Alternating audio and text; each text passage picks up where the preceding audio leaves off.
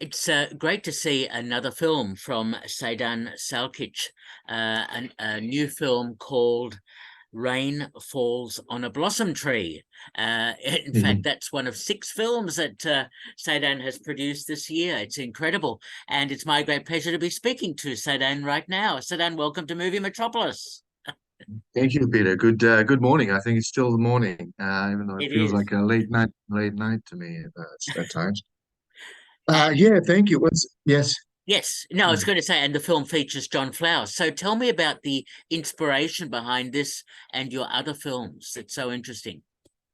It's been a crazy year in that way. I actually made seven films this year and six features. One of them is a 33-minute film called Boy Among the Ruins, and the six features. And this is one of the six features, Rain Falls on a Blossom Tree. It was titled differently before, but I recut it, and the final version is now called Rain Falls on a Blossom Tree, which I thought was one of the most beautiful sentences I've ever thought of, because titles, well, the inspiration was seeping from everywhere this year. I made a breakthrough with a film called The Compassion of the Undertaker, which you haven't seen, and it's a completely different style to Rain Falls on a Blossom Tree, which actually stands alone among these six features as in its style and the way it's made. Um, it, it was actually a beautiful experience making this film. I went up there to see John, and I thought I would just film John, and I had a script sort of ready for that. But then I came into the house, and there was Natalie there, and then I just had to film her, and the thing just started developing. I used aspects of the script that already existed. Uh, but then it started becoming this incredible piece of cinema that I was witnessing, and every moment was so crucial. However, minimalist. When it just became so exciting for me, and I was walking around the house without my shoes, so they wouldn't even hear I'm there, and I was just running around with the phone doing a couple of other things, and when I got the footage, I came back home and I saw what I had. I realized what I had. I was so very excited. It became one of those sort of crucial statements for me. That sharing two lovers in late 80s, as the blurb says, hidden away from the heavy spring rains, sharing what is left of human tenderness, and sharing what is left of themselves. It became a really a romance film, but beyond that, a love story, pure love story, and there's an aspect of course, of me being in there, and then having dreamt this film, or having wished for it, or having imagined it somehow. Um, so yeah, it was incredible. I thought when they fall asleep, when Natalie falls asleep, you've seen it briefly. You're one of the rare people who have seen it, Peter. Yes. Um, uh, yes, and I'm so humbled and thankful. I'd love to talk to you a bit about it, just to get a couple of your impressions. But that bit for me, when they both fall asleep while the rain is falling outside, I thought, gosh, this is some of the best things I've ever seen. Not made, but seen. This human being, these human beings, two human beings being together in this space at that age of their lives, under the circumstances. And I became so excited. Uh, yeah. And it's interesting that it's sort of in a way of pure cinema. Rain Falls on a Blossom Tree is in a way of pure cinema. There's very few words in it, and everything is said and told in a pure cinematic way. So yeah, what did you think when you saw it? When did you see it? Last night, or a Yeah, a couple of couple of days days ago? ago. It's an interesting observational film which is sort of a cross between a documentary and a docudrama. It's Yeah, sort of, yeah, it doesn't quite fit easily into any categories, which I found very interesting. And I like the way you shoot in monochrome too.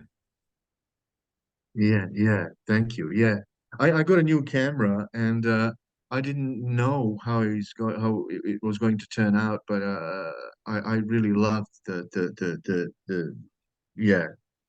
the images themselves really were fitting. And yeah, it is. It has aspects of documentary, exactly. And then you sort of get lost at some point. You know, you get lost in that space, and actually not sure whether it is or it is not, or what it because you know, as Bergman said, if a film is not a document, then it's a dream. But you know, I used to say that perhaps the dream is the greatest document of all. You know, and so you get to sort of reconcile the two in some way. And yeah, I didn't expect to make that film, to make Rain Falls on a Blossom Tree. I made it, but I did, you know. I didn't expect it. It was funny because I got on a train. I went there and John picked me up from the Castlemaine station. And I got there to film this film. And I got there and he wasn't on the station. And it was raining and I wondered where he was, so I called, and Natalie answered. She said, "And he's on his way." And then, yeah, a minute later, she said that this big noise, creeping noise came towards the station, and I saw his car was coming towards me with a fender or something, you know, creeping on the asphalt, you know. And as he was approaching, and picked me up, we went there and we started filming, and I spent the night there and the following day, and that's well, yeah, it was filmed in one day pretty much. The following day was just the morning shots were filmed the following morning. Well, but everything was done. I had two cameras going, and then there was aspect of the psychological state of the older man, you know, which I felt sort of he's a, again portrait of me, you know, when he's lying on the bed and he's going through his own nightmares while the woman, you know, it's also a feminist statement. I felt, you know, it's a woman who makes things happen in the world as we know, you know, and there she was, you know, making toasts and coffees and things and making food, uh, and I thought that was that touch of, you know, what you know, I'm a feminist really, however many people probably don't think that in some way, but I thought that was an important feminist statement for me to make, but also the statement of the psychological state of being where he's, you know, there suffering and struggling. And yeah, it has different things. This film has different layers of meaning, Yes. different aspects to it. Yeah. Did John and Natalie, did they need much direction, or how did it work in terms of you filming them? Mm, no, Peter, I'm very shy about directing people at all. I only do it when I have to, when I see that I have to. And the point really, perhaps especially of this film, was the utter free, you know, being and sort of documenting that and then putting it into the cinematic form that the rain falls on the blossom trees. And you said yourself, it's sort of, you know, crosses the borders, and you're not sure, but no, that was fine. My great my tenderness was sort of in a way filming Natalie to begin with. I was very shy about filming her at all. When I realized I'll have to film her, she's in this space. I'm not going to ignore this woman. I'm not going to film John and not film her. They live together. This is the same space. And then when I started filming her, and she was great in the film. I don't know what you thought, but I thought she was amazing in the film. Yes. Very straight and wonderful and, you know, serious and tender and all those things. And that was my point of tenderness. But once I started filming her, things were rolling on, and John wouldn't even know that I was there. You know, I was in my socks, you know, and jumping around like a cat around the house with, you know, one camera going on John and then going on Natalie, and it's audio going and filming the rain. It was crucial to film the rain in real time. And yeah, so that was fine. Yeah, that was they were great. They were great. I was happy to have made it. Yeah. Okay, and you mentioned the dream sequences, the integration of those, and there are some aspects there about tree felling and about perhaps wartime Okay. conflicts and so on, which seems to permeate some of your films. Oh well, that's an ongoing. I think it's an ongoing source of inspiration. And, you know, art is in many ways is a source of art, great art. We have to, when you say art, we have to say great art. We can't just say art because what is that? uh, I think the source of great art is disruption. It's a true human disruption, which gives it a chance to be a great art. Without the true disruption, there isn't the opportunity, I think, for great art to exist. So yeah, that was on, and the trees were, trees were. It was great because there was this beautiful forest, and then some of the trees were screaming and falling down, as it is in life, And you have this beautiful rebirth in the morning with the sunrise after the rain, and the trees are beautiful, and birds are singing, and sun is everywhere. And then at the same time, you have these great big trees, falling down and screaming in agony as they do, as a sort of a metaphor for human living and not living, in that way. Um, uh, I was profoundly touched by something when we filmed aspects of the previous films. We did the sequences on in gravestone and graveyard in Castlemaine. It took me some years, some days to get over it. The most thing that I could not shake off was the silence and stillness and sort of where these gravestones stood. There was nothing happening there, and became the sort of a just the utter stillness. And then went to town and order a sandwich, and you get these people walking around, and there's movement and some sort of life, however repressed and sad in many ways in its own right. But compared to the stillness and utter stillness, and I suppose some sort of death in the graveyard, it was hard for me to shake off. So aspects of that have sort of overspilled maybe in some other things. It was just so sad to see these forgotten gravestones, in silence, just standing there, and then those people eating sandwiches in the town city square, not aware of the just of these, and the link between the two is quite it was quite melancholic to experience that. But and I think that maybe is connected to the falling trees, and then the younger man waking up at the end of this film, and sort of recalling it all, and then as he stands up, he's obviously fully aware of the falling trees and everything else that's happening out there. But perhaps this chance of love with the this film is about, is one of the hopes that he gets up from bed with. Yeah. Okay. So tell me about, I mean, as you say, that you've now made 7 films this year, 6 features and a shorter film. What is it Yeah. that's driving you in terms of making all of these films? It was incredible. Well, Peter, it's quite incredible. I mean, the drive and intimacy. I've spoken about inspiration in some other spaces and places, and that's such an intimate and powerful place that it's not always easy to talk about it. But it's obviously connected to my life and my experiences and my loved ones and so on. My family. But what happened this year was that when I made a big breakthrough for me. I made a big breakthrough with the film called The Compassion of the Undertaker, which is 70 minutes, which is the longest film I've made. It was a great big breakthrough. Then allowed me to make feature films at much greater pace and at much greater speed and with greater intensity. I'm able to make a film about anything now. I made a film called $1 Coin Man the other day. It was about magic coin, and money under the pillow, and the fight and capitalist madness for it, so after I made The Compassion of the Undertaker, I made which was in June only, which was my second feature this year. Then I went ahead and made five, you know, uh, four more in the space, or five more in the space of 3 4 months. Uh, just became. I made a film also called The Killing of Dirk de Bruin, who you know. I'm sure you know Dirk. Yes. Dirk de Bruin.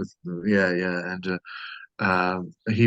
he's writing something about. I had my festival of my own, film Saidin Salkic Film Festival in was it in November? Yeah, in November in the city library at the dock, and we showed. we showed Frightened, and which is another feature from this year, and The Killing of Dirk de Bruin, which is also, and Dirk is writing about these films for the Sense of Cinema next. So to answer your question, sort of, is it's a mix of things. I became very excited about making this breakthrough, and I just could not stop working this year. I just couldn't stop because it's so very exciting, you know. Um, I, I, yeah, just he's says it's unprecedented, this, you know. And we were walking from the festival, on Spencer Street, and he goes, love to write something, I said, but I can't. And I go, well, at least what it would be called. And he goes, the Salkic phenomenon. He couldn't, but he couldn't write it. I said, well, thanks for writing the title. That's all we need. I don't need to write anything else about it. That's quite enough. So there was an incredible. It's been an incredible year. I think I've run out of days to make any more features this year. But it's 29th of December, so we're safe. We're pretty safe this year for this year. But I'm thinking actually of going to film a film with John in the next few days, because it's holidays, and I think this is a couple of days I can squeeze out of my time, go run up there and do some filming for a day or two. Try to have enough footage for creating a film or two early next year, or early enough, depending how busy I am. Yeah. But Okay. thank you so much for seeing the rain falls on the blossom tree, and Sure, sort my of. pleasure. We've only got a few minutes left. Zoom has this limit, unfortunately. But I wanted to ask you, how can people see Rain Falls on a Blossom Tree and your other films? Because it's so important to have these films visible. Yes. Well, look, we have had. As I said, I tried having this. We did the Saidin Salkic Film Festival in November, which was sort of a rebellious act, and because every film festival is sort of has its own thing, and but I don't want to go on a rant. It's not about that. So there was an opportunity for people to see the film. I've entered into a couple of festivals, or one. I enter films in very few festivals because of it's thousands of them, and I don't really know uh, where to go and whom to send it to, because it's also about some sort of uh, protectiveness of the work and all that stuff. So there was that, and we are actually, I think that there are some initiatives to look for a streaming service for my cinema, which I don't know how and where that'll go.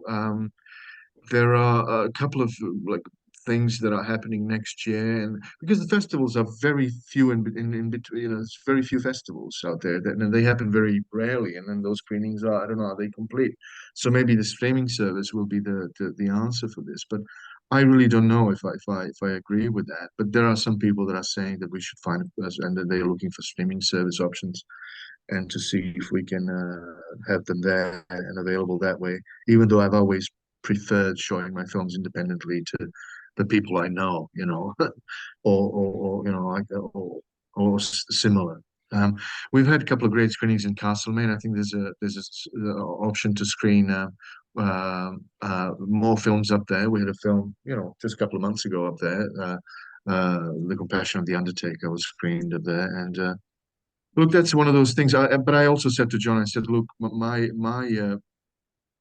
focus is always on making new films rather than showing the old ones, and that's a bit of a slower process. People will have to catch up. I don't have time to wait like some other people, to make one film in 10 years and then show it everywhere, spend their precious time showing it to people and taking photos behind, some advertisements of Coca-Cola, in front, and posting it on Facebook. For me, that's not the way I, as the artist, want to spend my time. My focus is utterly on creating new cinema rather than doing those foolish, embarrassing things that they seem to be happy doing. I got to make more films, and the showing we'll see how it goes. We'll all catch up with it. Okay, sounds good. I was gonna, I was, Yes. yeah. Go ahead. Sorry. No, I was just going to say we've only got a minute left, so please give my best to John. And look, congratulations on all your filmmaking. It is certainly very impressive, and Saidin, we've been speaking to Saidin Salkic, the director, writer of Rain Falls on a Blossom Tree and 6 other films over the year, and more to come by the looks of it. Saidin, great to talk to you. Thank you. Thank you, Peter. Thank you. I'll send you an email. I was actually going to ask you, we're probably running out of time, but if you had any advice for Rain Falls on a Blossom Tree, I know you liaise with festivals and things. If you think there are some people that we should send to this film to, I'll be happy to do that and listen to your Okay. advice, to your advice. All Yeah. right. I'll So you think can about that. have it. Okay, and email me. Okay. Thank you, Peter. It's so nice to see you. Are you posting? Is this on the radio or is this what's happening I'm with this? posting it on my YouTube channel and Oh, Facebook page and my 2 radio stations this weekend. that's amazing. Do you want to email me with that? Just a note, so we'll get John to listen to it and yeah, when that is and stuff. So yeah, Of let me course, know. happy to. Thank you so much. Thanks, man. And have a think about this festival business. I'd love to hear your advice. Maybe you'll have some good thoughts I to will. I share. will. I'll think about that because it's very niche, the sort of films that you make. Anyway, good to talk to you, Yeah, Saidin, yeah. and all See the you, sir. best. Okay. Thank you. Take care, man. No, Thank all you. the best. Bye. See Bye-bye. you. Bye. You too. Bye. See you. Thank you.